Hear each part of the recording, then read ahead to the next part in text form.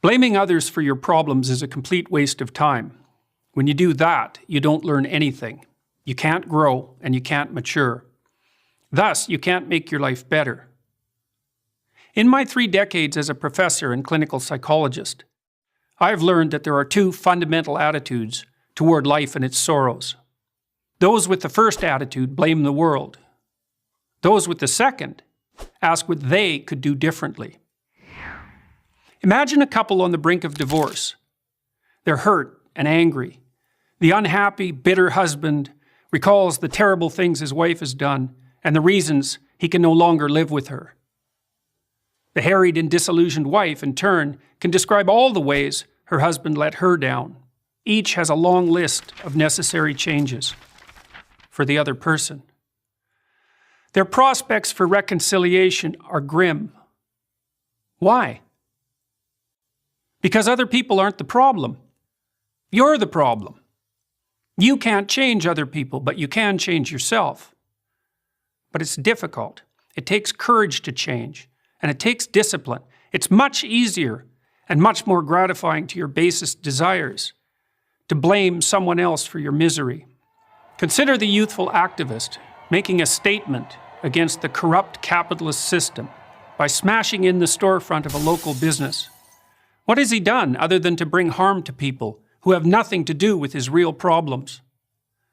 The guilt, doubt, and shame he will inevitably feel in consequence will have to be suppressed so his beliefs can remain unchanged.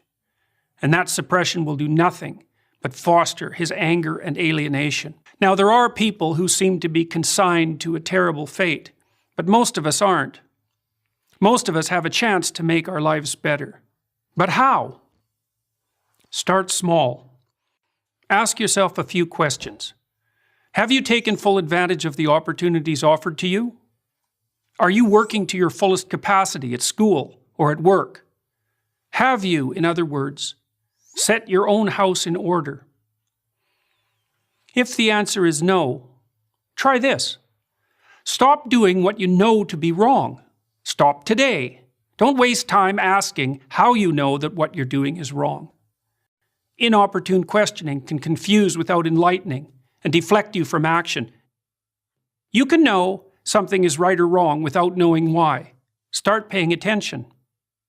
Do you procrastinate, show up late, spend money you don't have? It's not a matter of accepting some externally imposed morality. It's a dialogue with your own conscience.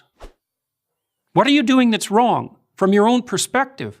What could you put right now? Get to work on time.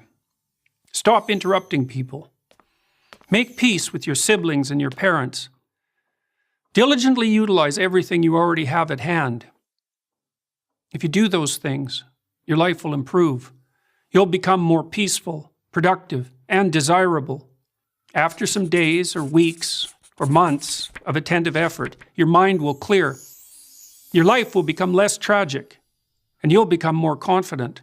You'll start seeing right from wrong more clearly. The path in front of you will shine more brightly. You'll stop getting in your own way. Instead of bringing trouble to yourself, your family, and your society, you'll be a positive and reliable force.